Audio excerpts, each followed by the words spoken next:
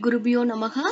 Children, today we are going to see about the Python Revision Tour 1 second part. Hope you guys have gone through the previous part in Python Revision Tour 1.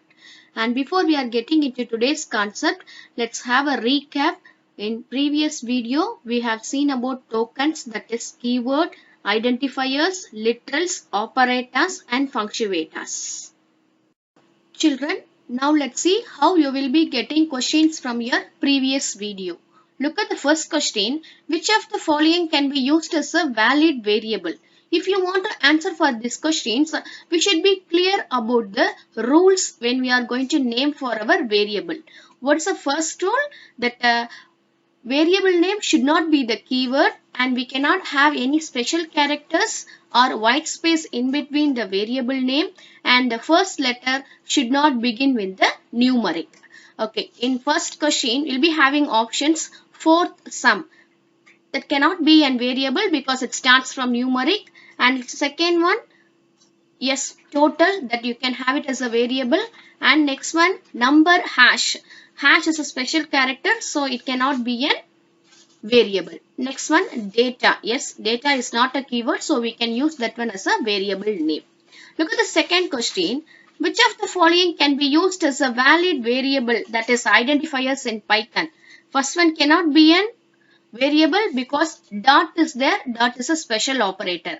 Second one, we can have it as a variable name because it starts from underscore and count. Next one, for. For we cannot have it because it is a keyword. Next one starts from numeric, so we cannot have it. Next one is also start from numeric, so we cannot have it as a variable name. What about next one, number at? At is a special character, so we cannot have it. So come to the next one, number 1. Yes, this one we can have it as a variable name. Now you look at the third question. What are the logical operators in Python? And, or, and not are the logical operators. Now come to the fourth question. Out of the following, find out the identifiers.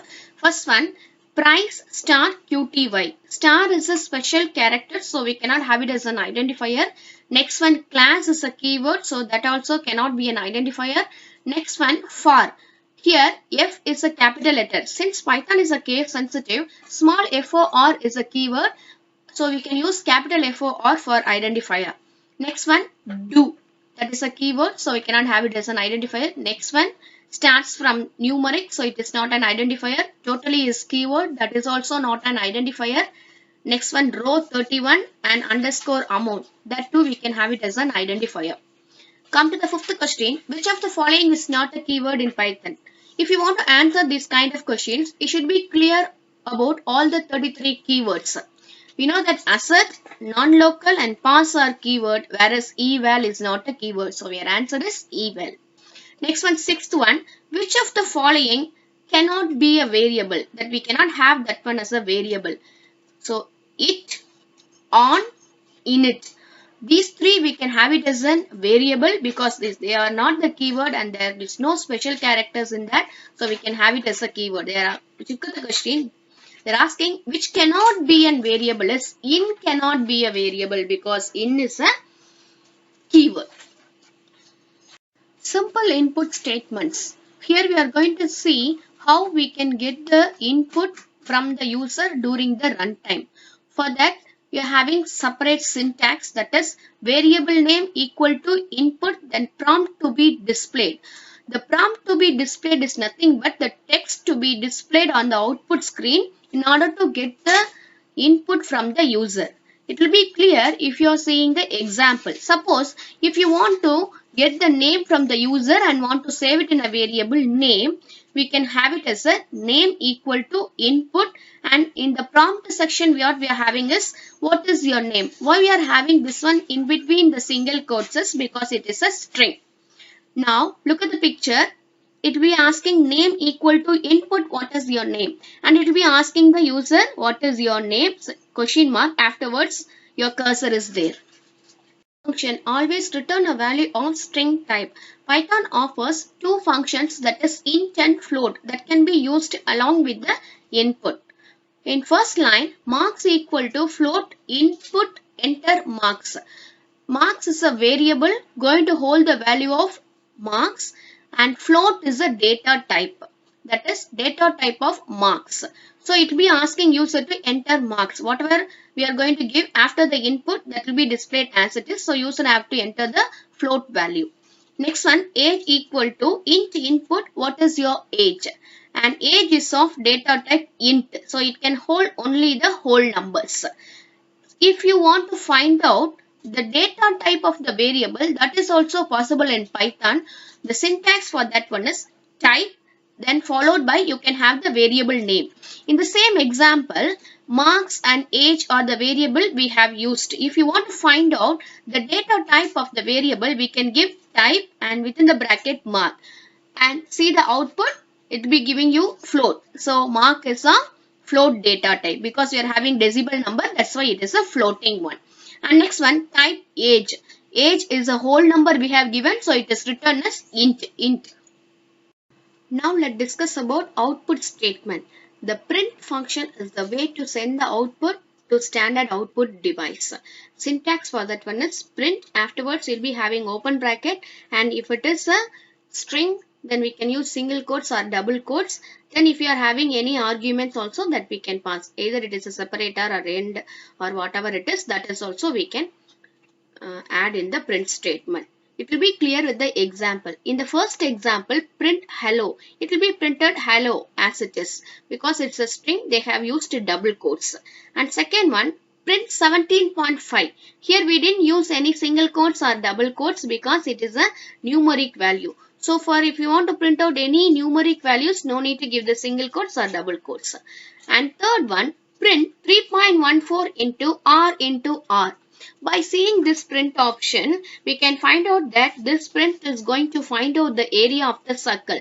It used to get the radius from the user. User will use to give the R value during the runtime, and that R value will be multiplied by another R, and it will be multiplied by 3.14 in order to get the expected output. And next one, print I am 12 plus 5 years old. I am alone we have given within the quotes. So because it is a string, so we have given within the quotes. Next one, afterwards we'll be having comma, then 12 plus 5. No need to give the quotes for 12 plus 5 because it will be added 12 plus 5 as a 17 and then years old. What about the output for this one is I am 17 years old. Consider this code. Print my, comma, name, comma, is, comma, Amit. We have passed comma as a separator in the print statement. What will happen if you pass comma in the print statement? It will leave the space in between these words. This will be clear with the outputs. Next one, same example, we are having sep. Sep is a sep stands for the separator. We have given triple dot inside the separator. So what will happen is whatever we have given in between the separator, that will be displayed in the place of comma. So here we pass triple dot. So after my we'll be having triple dot, name, triple dot, is, triple dot, then Amit. Next one, instead of sep we have used end equal to dollar symbol. So that statement will be terminated with the dollar symbol. Here we use two print statements. In the first print statement, my name is Amit. That statement is terminated with the dollar symbol. It will be clear with the output. And next statement is I am 16 years old. That will be followed by after the dollar symbol. Dynamic typing and static typing. Now let's see how variables are stored in traditional programming language like C and C++ and in Python.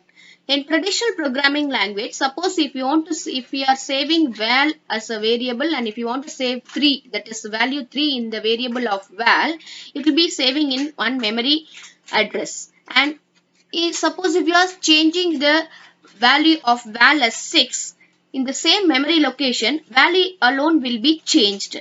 Whereas in Python, at first time we are saving val as 3, it will be saving in different memory address. And I'm going to save val as 6, that will be saving in different memory locations. Basic program in Python.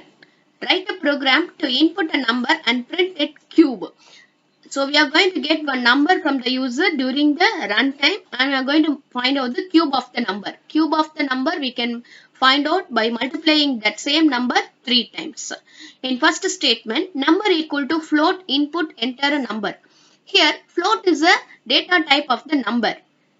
Enter a number, input, enter a number. So it will be asking user to enter a number during the runtime.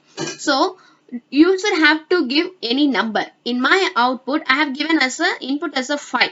Then what is cube is equal to number into number into number. This is a statement where it is going to find out the cube of the value. So what will happen? Here I have passed the value as 5. So 5 into 5 into 5.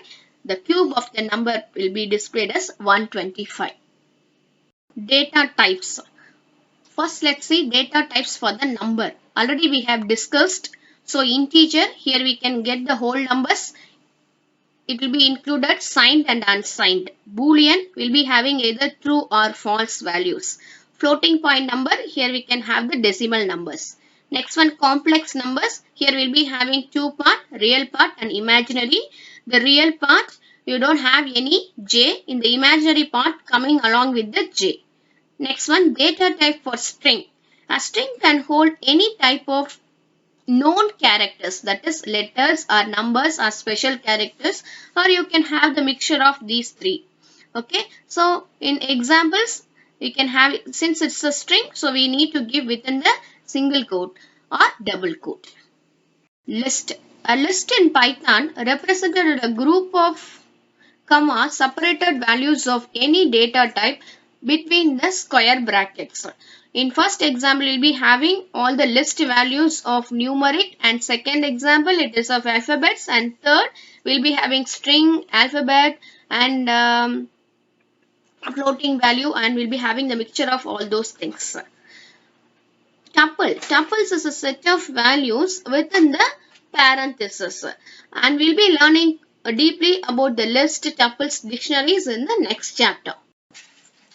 Dictionaries. Dictionary will always come with the key value pair within the curly braces.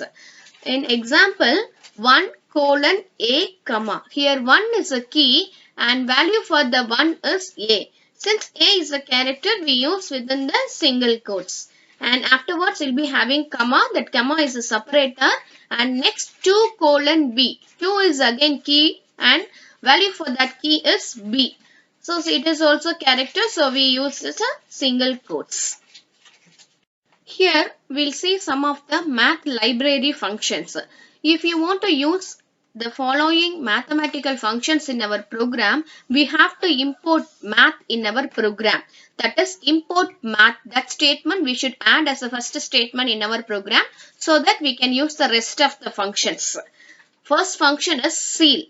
Ceil functions return the smallest integer not less than the given number. For example, math.ceil of 1.02, that it will give the nearest next number, that is 2.0. Next one, sqrt. Sqrt will give the square root of the number. Example, sqrt of 81 is 9. exp. exp functions return the natural logarithmic, that is e raised to the argument power, that is exp of 2 will give the e power 2.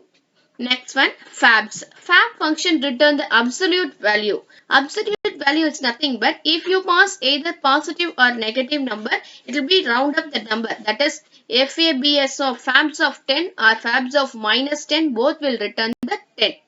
Next one, floor. This floor function will just opposite to our ceil. That is floor return the largest integer not greater than the number. Example, floor of 1.03 will give 1. Even floor of 1.09 is also give us a 1. Mathematical function pow. Pow function return the power of the value. Here we need to pass two arguments. In example, power of 2, 3, which is equal to 2 to the power 3. So 2 into 2 into 2, that answer will be 8.